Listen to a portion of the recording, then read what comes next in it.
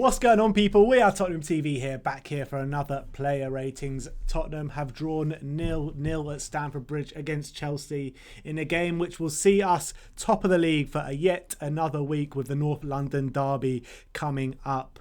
When was the last time we went into a North London derby top of the league? I can't remember. Well, we went top of the league for about 13 minutes at that time when Harry Kane scored the worldie. But look, it's a game where you would say that it's definitely a point gained as opposed to 2 points dropped. Yeah, when you go away, your title rival, especially with Chelsea in such good form and with us top of the league, any point preventing them from overtaking you is a point gained. You've got to say that. There's no doubt about it. So, although it wasn't the prettiest game, we got the job done. We're defensively solid. We didn't make it easy for Chelsea.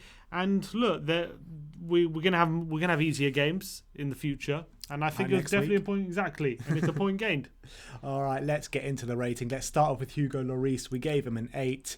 I thought with Hugo, he made 2 really important saves. The first one was much more important than the last one, but that shot from Mount was going right in the corner, wasn't it? Really good save. And it was a lovely one-handed save by Hugo Lloris. He did catch a few crosses and corners as well. Very commanding performance from Hugo, and also that little chance from Giroud at the end. So you got to say a very good performance from Hugo. Yeah, I think Giroud will probably be disappointed in himself. He didn't get a better connection on that finish at the end, but that save from Mason Mount, I think it was in the 85th minute or whatever it was. It's underrated because that was right in the corner. He had to get his literal fingertips to that to tip around the post. So I was very, very impressed with that save. And yet again, I think we're sitting here, another game where we've had not as much possession, another game where the opposition have had more shots than us. Yet another game where I don't think Hugo has had that much to do at the end of the day. So I think he's doing a very good job organising the defence and being a leader at the back. And Hugo again coming up trumps. Yeah. Let's move on to Serge Aurier. We gave him a 9. I thought it was an absolutely brilliant display from Serge on that right-hand side. He didn't give any Chelsea player a moment to rest, a moment to breathe. I thought he was so aggressive, so fast. I mean, I thought he just put in such a dominating display on that right-hand side. Look at those duels. 7 duels won out of 10. Absolutely sensational. He won 100% of his aerial duels. It's going to be really hard for Matt Doherty to nail down a place in his side. I think we might be starting to see the real Serge Aurier now.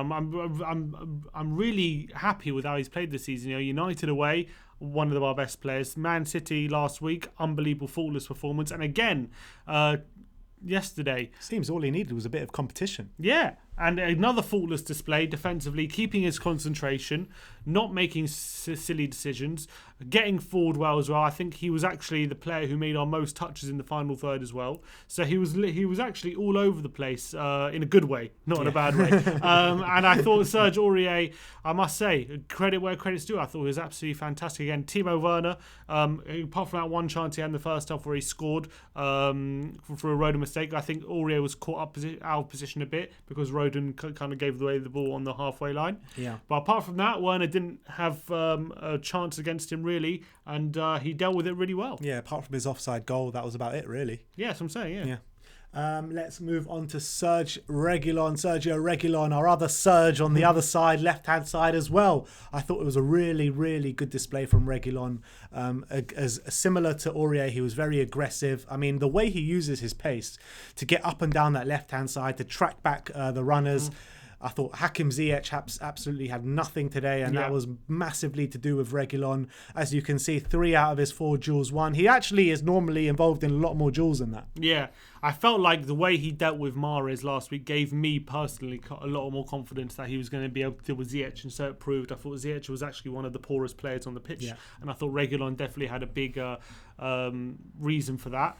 I thought Reguilón was solid. I thought going forward he was an option, but a few times he kind of overran the ball and was kind of not and a few attacks went dead because of it. But I thought he was always an option there in the back four going forward. I thought defensively sound yet again. And another really, really positive display by Reguilón, and he was a bit unhappy with Lo Celso right at the end there. And rightly so, to be honest. Rightly so, because Lo Celso, I thought he was caught in two minds between finding more... let's get onto Lo Celso in a bit, but he was rightly so. Yeah, he was a bit annoyed at Lo Celso at the end. He was in a perfect opportunity, Reguilón, to slot the ball. But again, another good display by Sergio. Let's move on to Eric Dier. We gave him a 7. I thought with Eric Dier, it was a good performance. First half, it was a very commanding performance. Second half, I thought his concentration, maybe it was his concentration, but he got let down a bit by sloppy passes. And, we saw that old Eric Dier kind of creeping in a tiny bit in that second half. Yeah, there was a few moments where it really scared me. It was more the there was that one moment where I think it was Werner puts a ball in that crosses the ball, and Tammy Abraham gets a run on him, and it looks like Dier might be giving away a penalty and a sloppy foul, but luckily nothing was happened given of it, and Tammy Abraham couldn't get in the end of anything. A few chances in the second half as well. Reece James whipping in crosses in, and Tammy Abraham getting a few flick headers, and he couldn't make the most of it. And then the sloppy passes came into play. He tries to play a long raking ball out wide to Aurier, and he gets intercepted by Chilwell, nearly costing us a goal. So look, by and large, it was a good performance by Dier, and again, look, when you keep another clean sheet, Chelsea, you got to give him credit for that.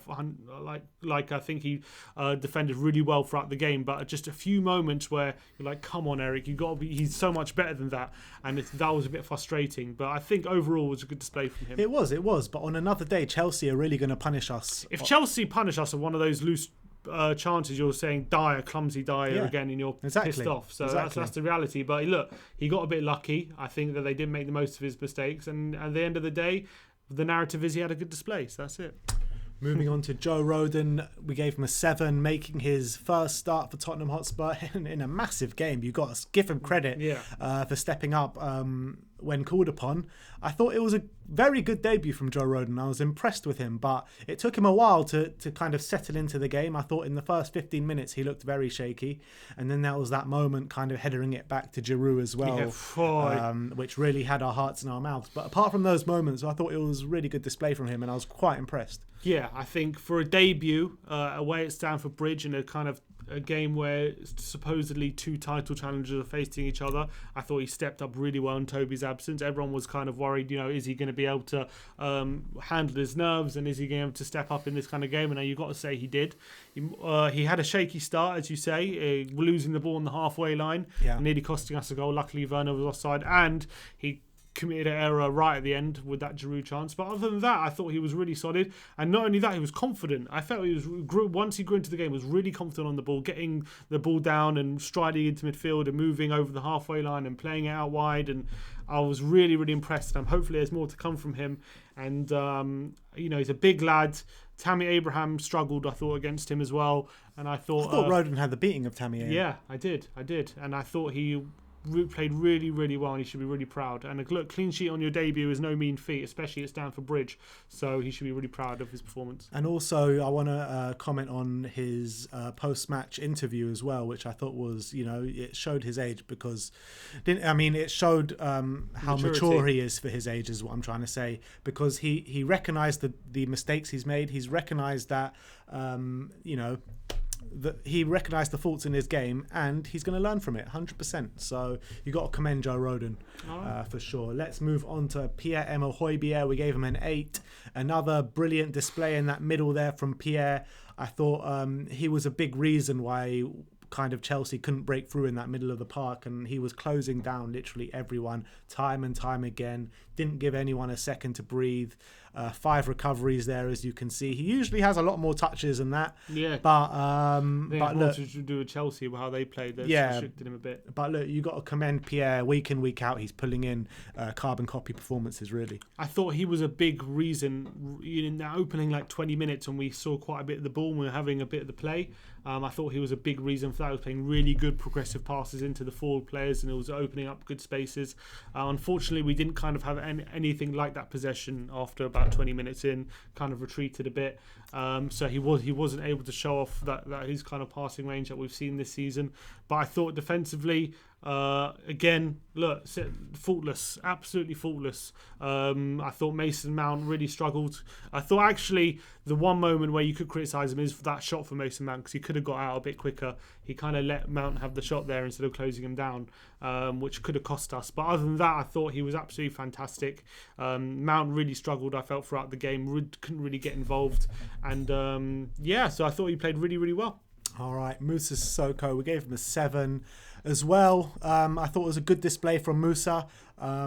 Again, covered every single blade of grass, didn't let the Chelsea midfielders in the middle of the park kind of breathe. But I still want to call on Moussa Sissoko to be better in his quality on the ball. Oh, that look! That's Moussa Sissoko. You know what? He's 30 years old now. Hello, 31. This is him. So look, I thought he did really, really well covering the fullback when Aurier went forward as well. Yeah, at times it looked like we had 2 right backs on the pitch. Yeah, because Sissoko did a really good job of covering for Serge and was working really, really hard. I thought he did a really good job for the team, and I thought he was just coming into a back 3 sometimes as well. Yeah. And I thought, just like last week against City, he's a main reason why the opposition failed to create as much as they did, because we had those 2 guys in Højbjerg and Sissoko really battling well and really making it very, very difficult for their creative players to get any sort of space and time to create. So Sissoko as well doing a really good job for the team here. Let's move on to Tanguy the Untouchable. We gave him a 9. Absolutely brilliant from Tanguy. I mean, he had Kante and Thiago Silva literally just bouncing off him because they didn't know which way he was going to go. Is he going to go right? Is he going to go left? Is he going to go forwards? Is he going to go backwards? Nobody knows which way Tanguy's going to go. Only him, and Kante literally couldn't live with him today. Thiago, there's just moments where he gets the ball in that first half and there's 3 or 4 men around him and he just seems to like out-trick his way every single time. I don't even think he got tackled once on the pitch there. I don't remember one anyway. Well, I know he completed the most dribbles out of anyone. Well, there His you go. dribbling was absolutely second to none. When the guy ran the show in at times in the first half with his dribbling, it's something special to watch. It really is so unique and so unbelievable the way he moves his body in between players and he can manipulate the ball. His dribbling is like Moussa Dembele's dribbling on steroids. Literally, this guy's another level, and I know he only lasted an hour. Before that hour, he was the best player on the pitch, hands down. And the way he just moves in between the spaces with his passing, and his passing could have been a bit better, but I thought his passing was in general pretty good. But his dribbling is what really set him apart from anyone else. Every time he got the ball, moving in between players, moving past Kante like he wasn't even there. This is one of the supposed elite DMs in the whole Premier League, getting back to his best. And Ndombele was playing against him like he was a school child. It was really something to witness. And Ndombele has really come on leaps and bounds this season. And I think he had a bit of a shocker last year at Stamford Bridge. I remember I think one of those where he got hauled off at half time. And again, he's kind of making the rounds in those stadiums where he had a shocker and kind of redemption for Tanguy. And again, it's carrying on in that same vein. Yeah, the only negative I would say about Tanguy Ndombele is that he struggles to last 60 minutes, never mind 90 minutes. That's the problem. He was getting tired. Exactly, and that was on 60 minutes. I mean, can you imagine if we had a fully fit Tanguy Ndombele for 90 minutes? But he did get tired. However, he did compete for more duels than anyone else on the pitch. He was actually making some interceptions and some tackles. So I think he did a really good job for the team, as well as on the ball as well, like giving us an outlet to kind of create chances. Yeah. Let's move on to Steven Bergwijn. We gave him a 6. I thought that he started the game really well, like he did against Man City. I thought he was looking like our most dangerous forward player when you compare him to the likes of Son and Kane. I thought he was the one that looked like something was going to happen. I thought he should have done much better with his chance in the first half. If we go 1-0 up there, then you're probably talking about 3 points today. So he's got to be taking those chances. But then again, after half-time, he was anonymous, I thought. Yeah, he definitely tired quite quickly after half-time. You definitely saw that. I thought he exerted a lot of energy as he has done. I thought he should have been taken off a bit quicker than he was. He was taken off really near the end. I think in stoppage time even he might have been taken off. Yeah, he got taken off for Lucas, was it? I think so. Or maybe it was for Ben Davis and then we went back 3. I can't remember. Yeah, it was, yeah. But I thought he in the first half, 100% I agree. He was the most dangerous attacker. He was the one kind of in the center of the pitch, picking the ball up, using his pace, attacking the defenders. That chance as you say, right at the beginning of the game when he hit it over the bar was probably our best chance of the game, to be honest, throughout the whole match. But again, I thought another good performance from Stevie, even though couldn't really contribute that much going forward. I thought it was a really solid display from him, and I think he's done a really good job for the team in the past couple of games, and that's probably one of the main reasons why Mourinho's had him in. And I think hopefully when he's played against City and Chelsea, hopefully when we play against a team who might afford him a bit more space or might be easy to attack, he might start contributing with goals and assists. Do you back him to start against the scum? Yeah, I do. I don't see why not. All right, let's move on to Heung-min Son. We gave him a 6. Disappointing from Sonny going forward, that's for sure. I thought there were a few moments there where maybe he could have passed the ball quicker or maybe taken a shot on or what have you. But what I do want to say positively about Sonny is that he did a great job for the team defensively. That's why we gave him a 6. Yeah, unfortunately couldn't get too involved going forward. He had a few opportunities on the break as well, which he'll probably feel disappointed he didn't do better with. A few opportunities to get a shot off or lay on a pass, and it didn't really work out. Chelsea defended a lot deeper, they were a bit more defensive than Man City were, so there was a lot less space to exploit. Unfortunately for us, but look, he, as you say, did a great job for the team. He moved to the right and the left, kind of tracking back the fullbacks. And obviously Son is one of our best players, so I'm not going to criticise him for not contributing enough, because he's contributed a lot this season. So he did a good job for the team, and we got the point. Yeah, exactly. Last but not least, in the starting 11, Harry Kane. We gave him a 6 as well. A bit similar to Son. He couldn't really get involved going forward. He did a good job for the team defensively. The one disappointing thing I want to say about Harry Kane is that his passing did seem a bit off, as it has been all season, really. I think, his passes out wide were decent, but I thought a few times he had a good opportunity to play some through balls and whatnot, and wasn't able to pull them off. There was one moment right in the second half, he plays a really good through ball into Bergwijn, who tried to play a through ball himself instead of shooting, and probably could have got a shot off himself. I don't think Harry Kane had a bad game by any stretch, but I thought he was a bit bullied by Zuma at times, aerially, when we played long balls into Kane, and he probably feels like he might be able to do better there. And he probably feels, last 2 games he hasn't had many shots. Didn't have any shots last game. Had one shot from a free kick this time, which wasn't even a good effort. So hopefully when we're not going to be playing teams of the class of City and Chelsea every game, but I think Harry Kane will be looking forward to getting more shots on goal and making more of an effect on the other end of the pitch. But I thought, as with everyone in the team, he dug in. Yeah, no, 100%. There wasn't a bad performance. There was no on passengers the pitch on defensively. No, 100%. Let's move on to the substitutes. Giovanni Lo Celso came on. Was it about half an hour to go for Tanguy Ndombele? We gave him a 5. I was hoping that he would influence the game a lot more than he did when he came on. Yes, he was getting on the ball. But it all comes down to that moment in the last kick of the game, really, where he kind of does a half shot, half ball into the back post of Lucas Moura. You can try to describe it. I don't know what the hell it was. I don't know what it was. It wasn't near anyone. Didn't look like a shot. If it was a cross, it was a horrific cross. Yeah, I mean, look. Yeah.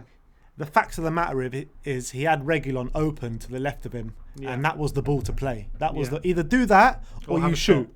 You don't do anything else. There's the 2 moments. But look, I don't want to beat down Giovanni Lo Celso too much, because everyone knows what a star this guy is and how much we rate him. He came on against Man City, grabbed the winner for us. So look, everyone's due a bad kind of decision every now and again, and that's all that was. He wasn't. To be honest, he wasn't that great when he came on.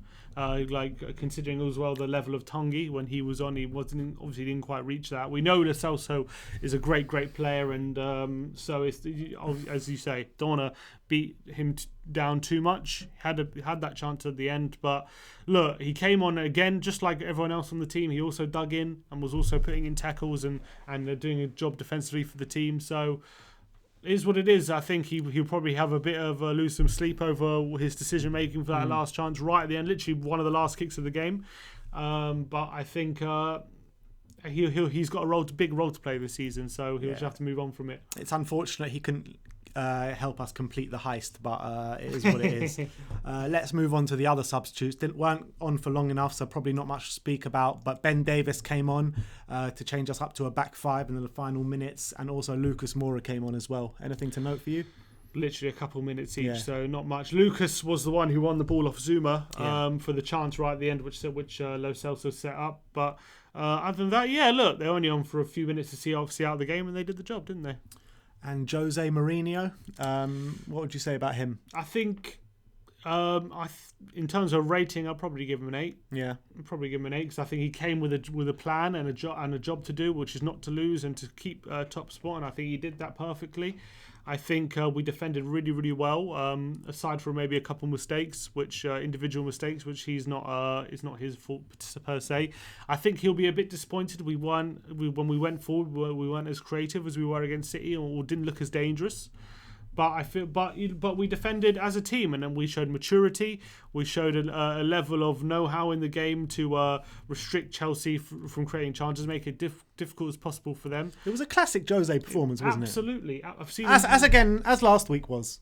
We've seen him do it 100 times when he's top of the league and he's playing a team who's second or third away from home, and he just shuts up shop and he says, "Look, you're not going to score. We might score. We might get lucky in there, but you're not scoring." And it bodes well that the players that we've got can actually implement what he wants to do. What was so good was Rodon coming in, and it didn't really make an effect. It shows that the defensive structure is now there, and and that everyone understands how the defensive structure works, and we can now.